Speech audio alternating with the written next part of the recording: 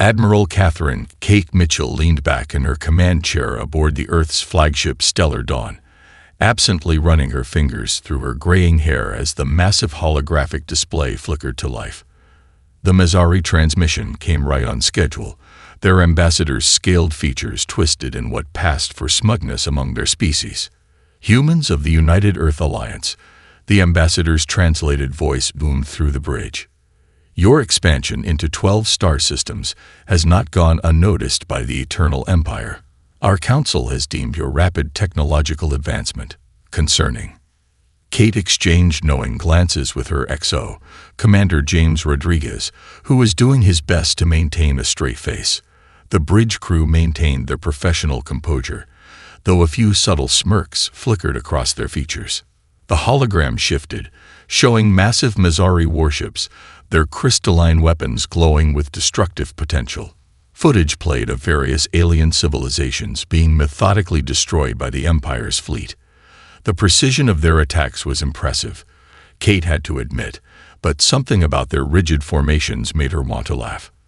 This demonstration, the ambassador continued, shows the fate of those who resist integration into our divine order. The Krell Confederacy fell in 6 days. The Novan Republic surrendered in 4. We expect humanity's response within the next planetary rotation. Kate straightened in her chair, adopting her best diplomatic expression. Most enlightening, Ambassador. However, proper surrender protocols require extensive preparation. We request 72 Earth hours to arrange a ceremony befitting the Eternal Empire's magnificence. The ambassador's inner eyelids flickered in surprise. No species had ever requested time to prepare a surrender ceremony. Granted, he said after a moment's consultation with his superiors. We look forward to your submission. The transmission ended, and the bridge erupted in barely contained laughter. Commander Rodriguez wiped tears from his eyes. Did you see their formations? It's like they've never heard of three-dimensional combat. Better yet, Lieutenant Sarah Foster called from her tactical station. Did you see the crystalline resonance patterns in their weapon systems? I've got 3 different ways to disrupt those already. Kate stood, walking to the main tactical display. Ladies and gentlemen, the Mazari Empire has spent 1,000,000 years perfecting space combat. They conquered thousands of worlds using the same tactics, the same strategies, the same technology. She grinned. But they've never faced a species that turned warfare into an art form. Battle Plan Omega? Rodriguez asked, already knowing the answer. Better, Kate replied. We're going to implement Operation Dancing Queen. Get me the heads of every major gaming studio on Earth. I want their best programmers working with our flight control systems within the hour. The bridge crew stared at her for a moment before breaking into wide grins. They'd drilled for this, though most had thought it was just their admiral's odd sense of humor. Now they understood. Communications, Kate ordered. Get me Fleet Command. Tell them to begin distributing the special controller systems we've been developing. And someone wake up Professor Martinez. I want his gravity drive modifications implemented across the fleet immediately. As her crew scrambled to execute her orders, Kate pulled up the footage of the Mazari ships again. Their perfect formations, their synchronized weapon systems, their absolute adherence to tactical doctrine that hadn't changed in eons. They were about to learn why humanity had survived countless wars on Earth, not through superior firepower, but through constant innovation and adaptation. One more thing, she added, fighting back another grin. Someone get me the oldest collection of sea shanties we have in the database. If we're going to dance our way through their fleet, we might as well have appropriate music. The next 72 hours would go down in human history as the most entertaining military preparation ever conducted. As Kate watched her crew begin their work, she almost felt sorry for the Mazari. Almost. They were about to learn that humanity's greatest weapon wasn't their technology or their ships. It was their ability to turn even the most serious situations into something unexpected. Let the dance begin, she whispered to herself, already imagining the looks on the Mazari faces when they realized what they'd actually started. Would you like me to continue with Part 2 in the same detailed style? The Missouri High Commander's holographic form loomed over the bridge of the Stellar Dawn, his ceremonial armor glinting with embedded battle medals. Admiral Mitchell lounged in her command chair, one leg casually draped over the armrest in a pose that would have given any military etiquette instructor a heart attack. "Your time has expired, humans," the commander declared. "We expect your immediate and unconditional surrender, followed by the integration of your fleet into our divine battle squadrons." Mitchell's first giggle caught everyone by surprise, including herself. She tried to suppress it, pressing her fist against her mouth, but that only made it worse. Behind her, Commander Rodriguez was intensely focused on what appeared to be a vintage Nintendo controller connected to his tactical station. "Is something amusing about your species' imminent subjugation?" the Missouri commander demanded, his scaled ridge flaring in agitation. "I'm sorry," Mitchell managed between barely contained laughs. "It's just your ships. They're all lined up so perfectly." She waved at her tactical officer. "Lieutenant Foster, show them what our fleet is doing right now." The holographic display split, showing the human fleet in the Ta-CD system. The Missouri commander's expression shifted from confusion to outrage as he watched human ships performing what appeared to be an elaborate square dance in space, complete with do-si-dos and promenades. "This is an outrage," he sputtered. "You mock the sacred art of space combat." "Oh no," Mitchell replied, finally composing herself. "We're just warming up. You see, we had these things on Earth called barnyard dances, and—" She was interrupted by a whoop of joy from the back of the bridge. "High score," shouted Ensign Peter Chen, who was definitely not running combat simulations on his console. The vintage Space Invaders victory music echoed across the bridge before someone hastily muted it. The Missouri commander's eyes narrowed. "Your officers appear to be playing primitive entertainment programs during formal surrender negotiations." "Games?" Mitchell asked innocently. No. Those are our newest tactical interfaces.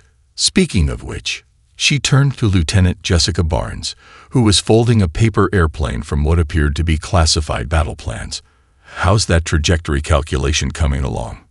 Barnes launched the paper airplane, which executed a perfect loop before landing in a waste bin. "Trajectories look good, Admiral, though I might need to adjust for solar wind variables." The Missouri command staff visible in the background of the transmission were now engaged in heated discussion, occasionally pointing at the continuing dance of human ships with obvious concern. Their rigid military doctrine had no protocols for dealing with an enemy that appeared to be treating imminent combat like a festival.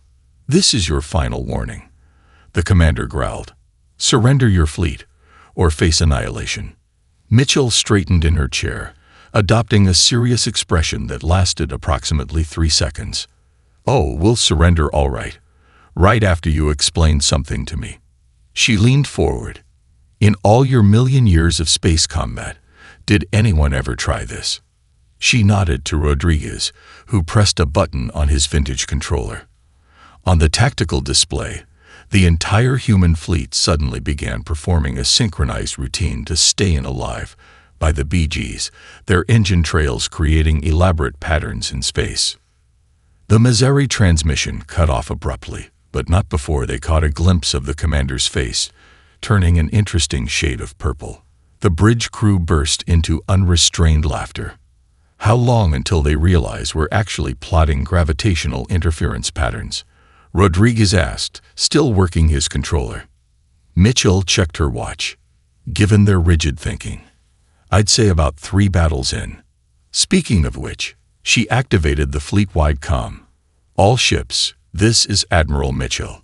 Commence operation Saturday Night Fever." And remember, points deducted for breaking formation during the chorus.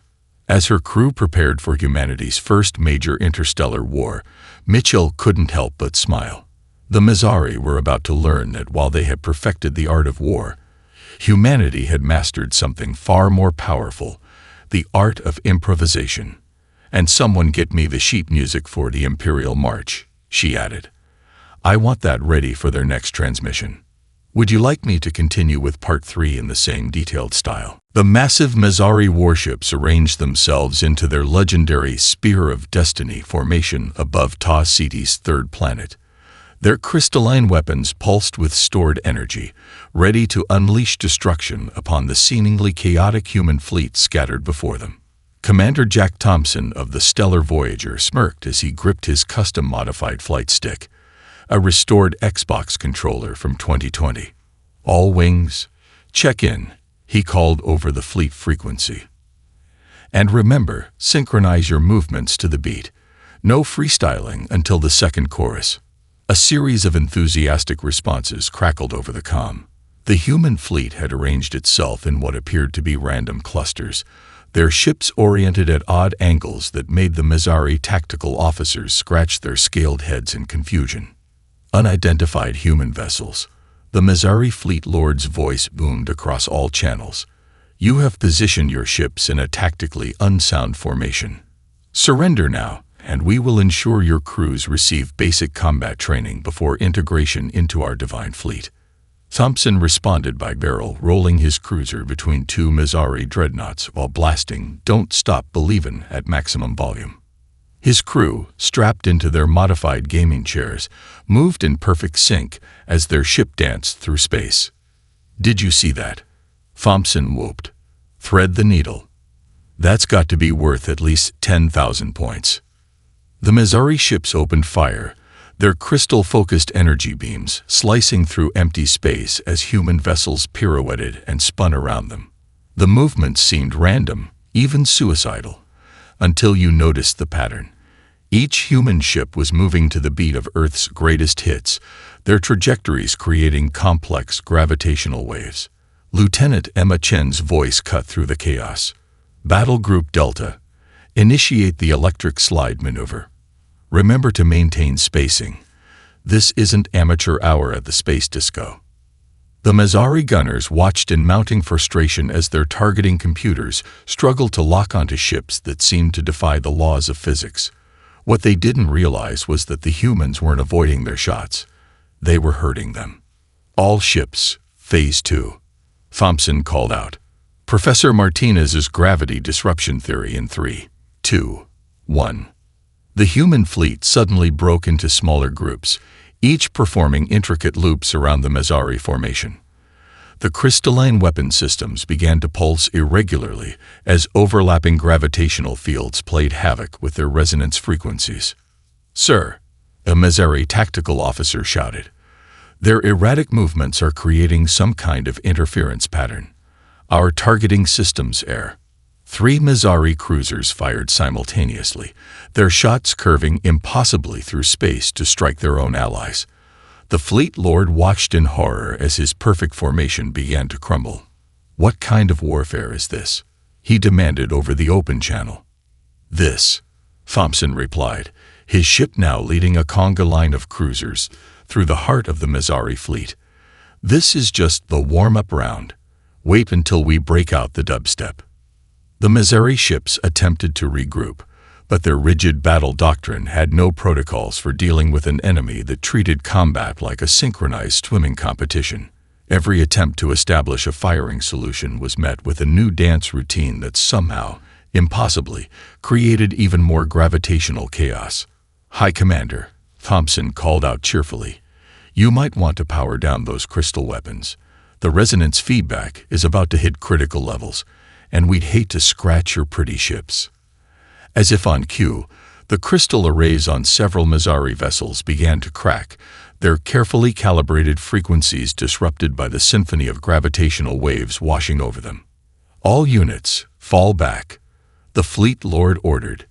"Tactical retreat to safe distance."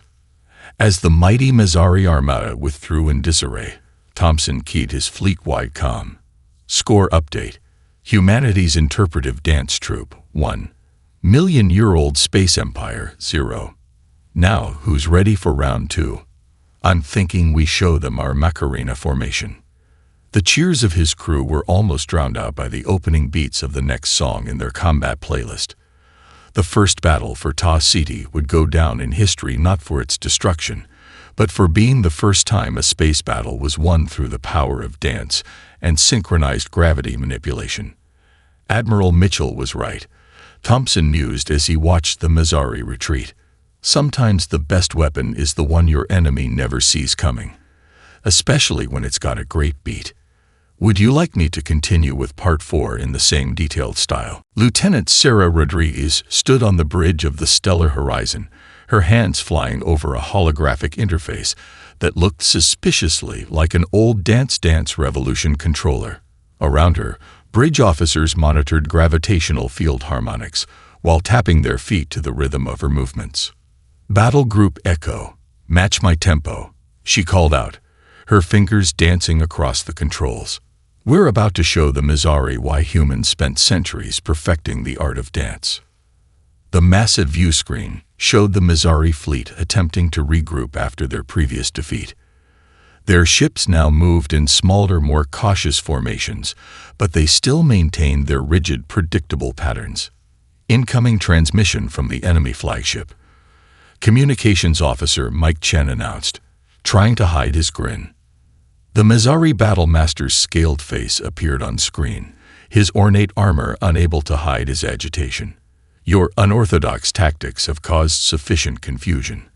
However, we have analyzed your movement patterns and adjusted our targeting algorithms accordingly." Rodriguez smiled sweetly. "Oh, you've decoded our waltz protocols. That's cute. Time for something a little more contemporary." She pressed a sequence of buttons on her interface. "All ships, initiate Operation Breakdance." The human fleet suddenly broke apart, each ship spinning and weaving in what appeared to be random directions. But to anyone familiar with Earth's dance history, the pattern was clear. They were performing a massive zero-gravity break-dancing routine. "Ma'am," Ensign Jennifer Park called out from her station, "gravitational field harmonics are reaching peak efficiency. The Mazzari crystal arrays are starting to resonate."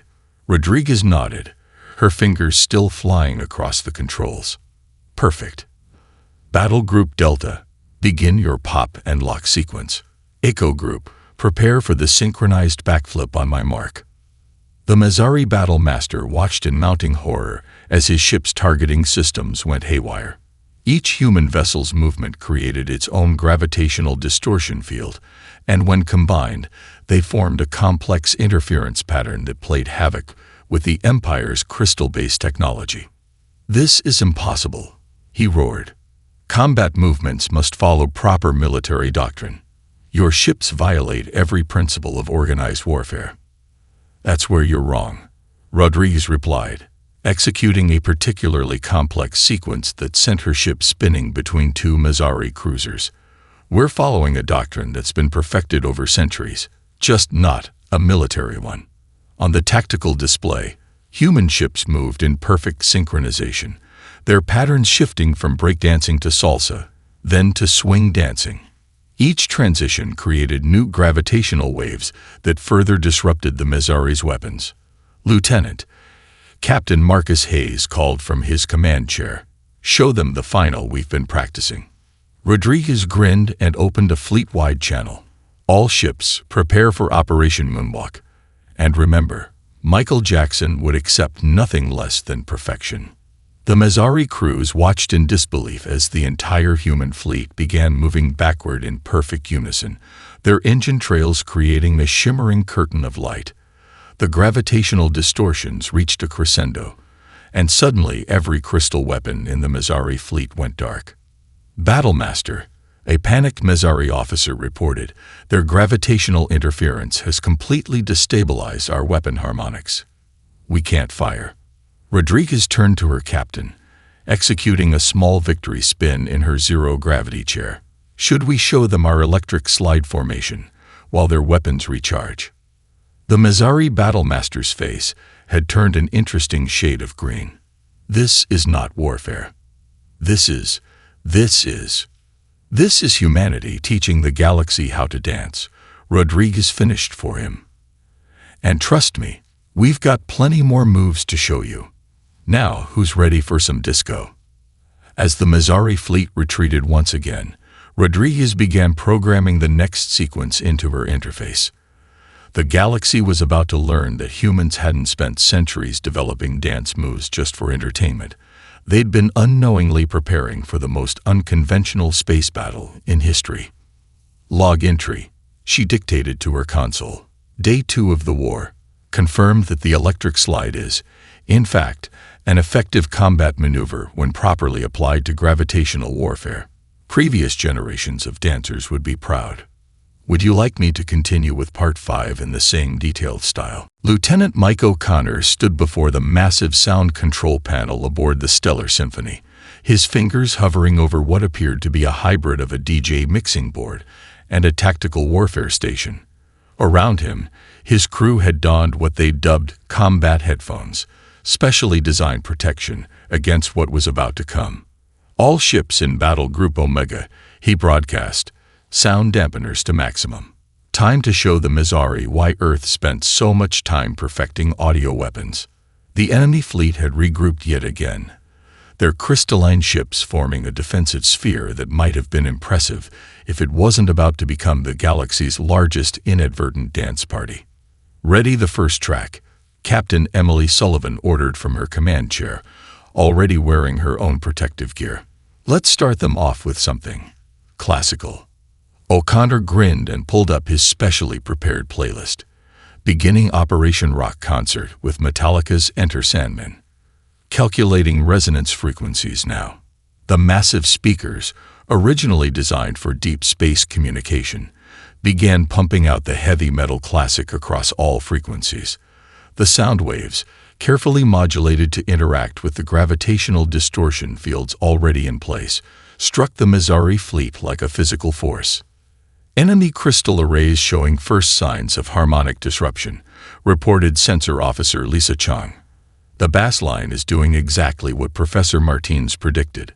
On the tactical display, the Mizari ship's crystal weapons began pulsing in rhythm with the music, their carefully maintained energy frequencies disrupted by the combination of sound waves and gravitational fields. "Sir," Communications Officer David Park called out, "the Mizari are demanding we cease our sonic assault immediately." "Tell them this is just the opening act," O'Connor replied, already queuing up the next track. "Battle Group Delta, prepare for dubstep deployment on my mark." The Mizari fleet commander's hologram appeared, his scales vibrating visibly from the sound waves. "What manner of weaponry is this? Our crystal matrices are experiencing unprecedented resonance patterns." "This?" O'Connor gestured to his console, while Skrillex began playing across the battlefield.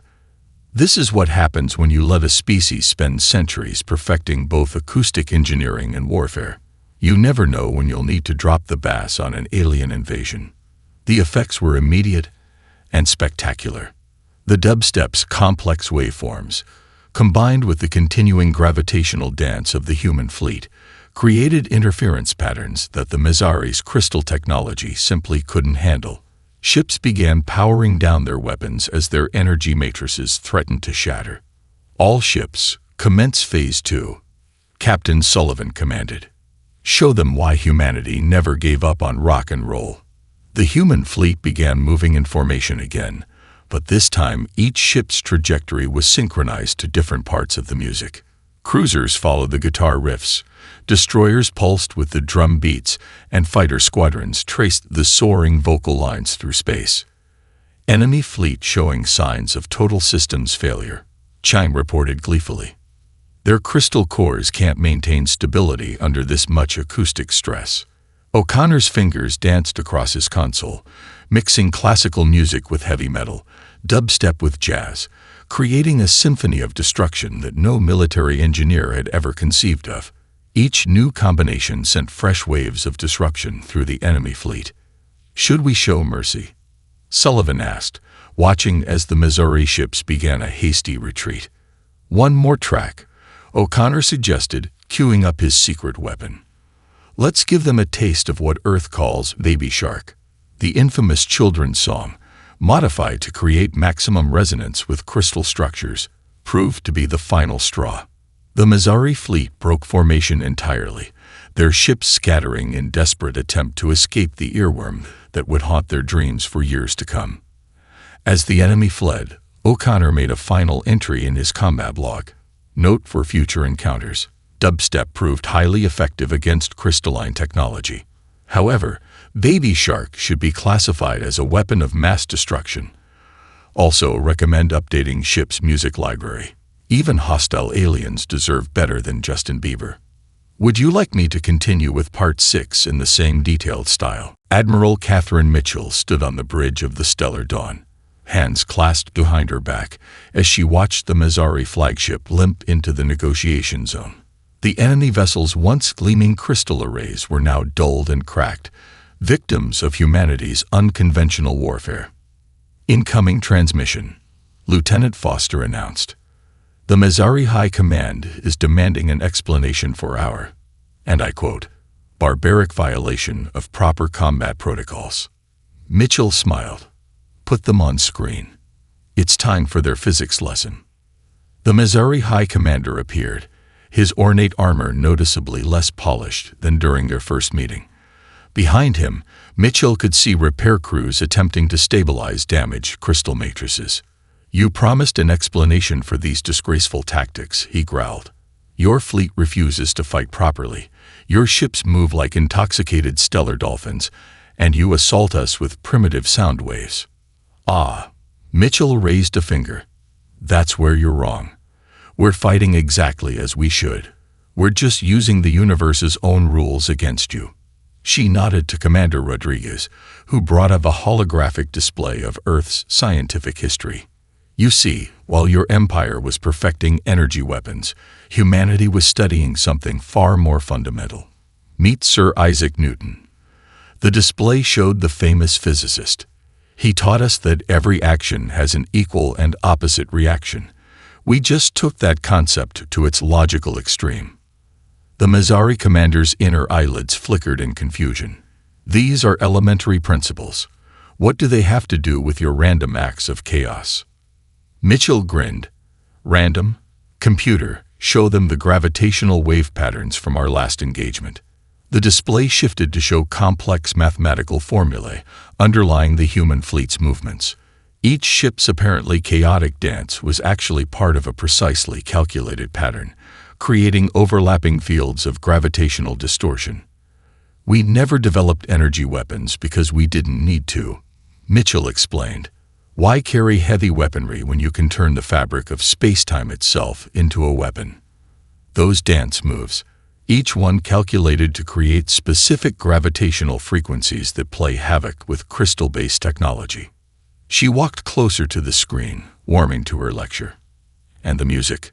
Sound waves are just another form of energy propagation.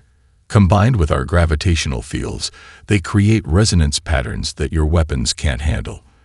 It's not our fault you built your entire military around technology that's vulnerable to a good baseline. The Mazzari scientific officers were now crowding around their commander, analyzing the data with growing amazement. One of them actually dropped his tablet when he saw the equations behind Operation Moonwalk. But this violates all established principles of space combat, the commander sputtered. No, Mitchell corrected. It violates all of your established principles. We looked at space combat and asked ourselves, why build bigger guns when we can just manipulate fundamental forces? Every human ship is essentially a gravity wave generator wrapped in hull plating. We don't need weapons. We are the weapons. She gestured to her crew, each at their stations with their modified gaming controllers and dance interfaces. Your empire spent 1,000,000 years perfecting one way of fighting. Humanity spent its history learning to adapt, to think differently, to turn our limitations into advantages. The commander was silent for a long moment, watching as human ships continued their complex orbital ballet around his crippled fleet. Your species, he finally said, is terrifying. Oh, this, Mitchell laughed. This is nothing.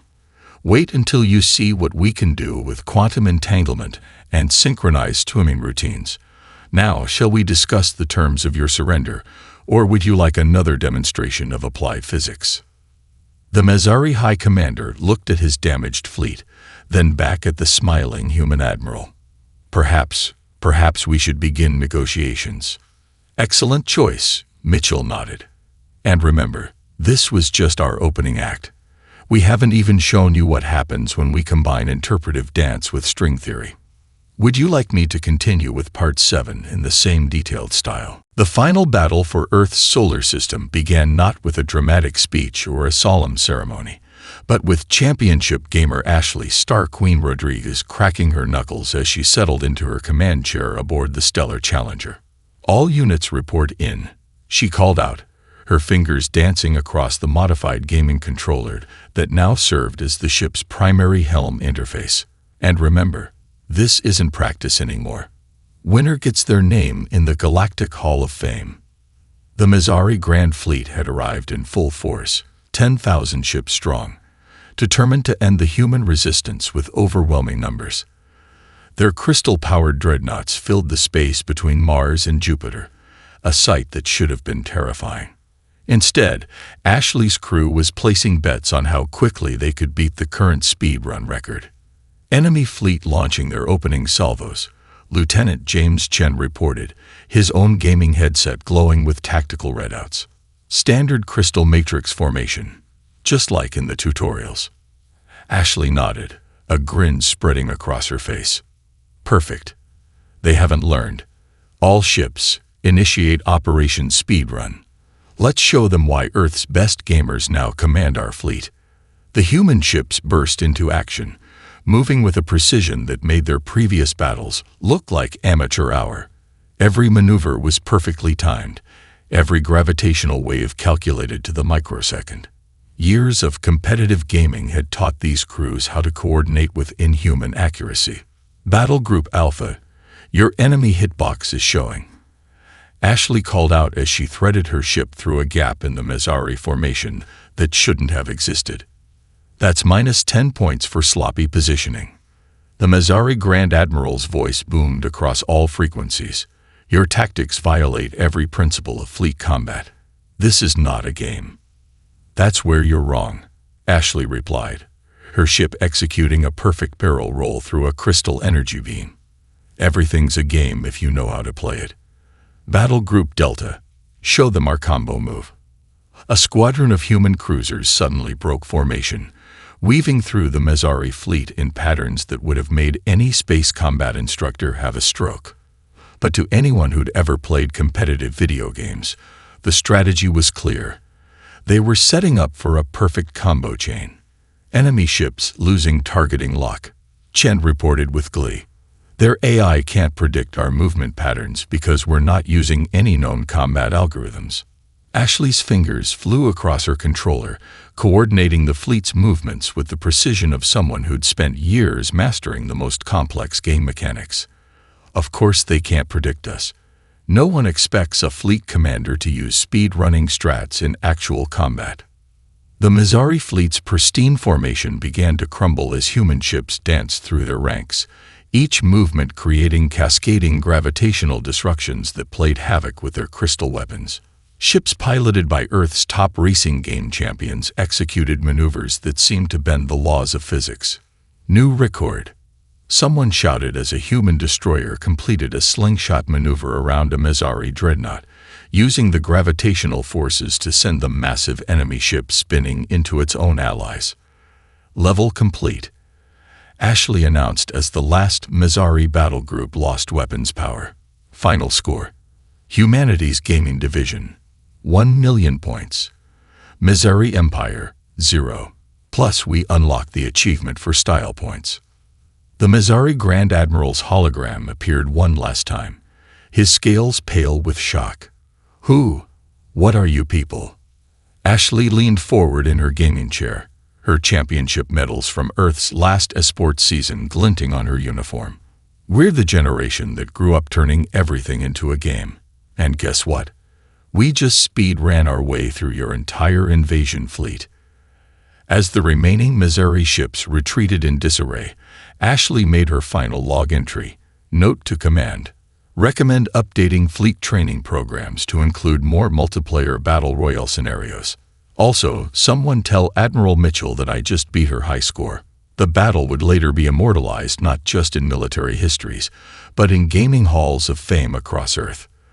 The footage of Ashley's perfect run through the Mizari fleet became required viewing at both military academies and esports training camps. Would you like me to continue with the final part 8 in the same detailed style? The peace negotiations took place in an unlikely venue, the newly constructed Stellar Gaming Arena aboard the Stellar Dawn. Admiral Catherine Mitchell sat across from the Mizari High Commander, their seats positioned before a massive holographic display showing various Earth games throughout history. This, Mitchell gestured to a chessboard floating between them, is where humanity first learned strategic warfare. And this, the image shifted to show classic video games, is where we perfected it. The Mizari delegation shifted uncomfortably in their gaming chairs, still puzzled by humanity's insistence on conducting diplomatic relations in what appeared to be an entertainment facility. Your species, the High Commander spoke carefully, has fundamentally changed our understanding of combat. Our million-year doctrine, rendered obsolete by games and dancing. He shook his head in bewilderment. Mitchell smiled, picking up an old Nintendo controller from the table. That's because you forgot the most important rule of survival: adaptation. While you were perfecting one way of fighting, we were creating thousands. The display shifted to show footage from their battles. Human ships performing elaborate dance maneuvers, gravity waves disrupting crystal matrices, gamers turned commanders executing perfect speed runs through enemy formations. Our proposal is simple, Mitchell continued. Instead of surrendering to your empire, we offer something more valuable: teaching positions. The Mizari advisors burst into confused whispers as Mitchell went on. Your empire has the discipline, the technology, and the resources. We have the creativity, the adaptability, and the unconventional thinking. Together, we could revolutionize galactic warfare. You want to teach us? The High Commander's scales shifted in surprise. Exactly. Mitchell pressed a button, and the arena's lights dimmed. Starting with this, a new game materialized in the holographic space. Kerbal Space Program. Your first lesson begins now. Each of your naval cadets will complete this simulation before advancing to fleet command. If you can't safely land a digital rocket, you don't get to command a real ship. The next few hours became an impromptu gaming session, with human instructors guiding bewildered Mizari officers through everything from basic flight simulators to complex strategy games. To everyone's surprise, the aliens proved to be quick learners once they stopped trying to apply their rigid doctrine. Remember, Mitchell told a young Mizari cadet who had just completed his first successful Kerbal landing, the universe doesn't care about proper military procedure. It cares about physics, creativity, and whether you can think your way out of a problem. The High Commander, watching his officers slowly embrace human teaching methods, finally spoke. We came to conquer your worlds, and instead, you've conquered our minds. Never in our history has a species defeated us by having fun. Mitchell handed him a classic game controller. That's because you forgot that the best warriors are the ones who can see the joy in strategy. Now, ready to try your hand at Space Invaders? I warn you, though, I hold the high score. The peace treaty was signed 3 days later, after the High Commander finally beat Mitchell's score. Its terms were unprecedented in galactic history: mandatory game theory training for all fleet officers, joint human-Mizari dance combat exercises, and the galaxy's first interstellar esports league. As the Mizari delegation prepared to depart, Mitchell made one final entry in her command log: Operation Cultural Victory Complete. Turns out the best way to win a war isn't through superior firepower or advanced technology. It's by teaching your enemy how to play. Bonus achievement unlocked. Made first contact with an alien species and ended up with a gaming buddy instead of an enemy. She paused, then added, P.S. Someone tell Lieutenant O'Connor his baby shark attack has been officially classified as a war crime. Even the Mizari don't deserve that. The galaxy would never be the same, but perhaps that was for the best.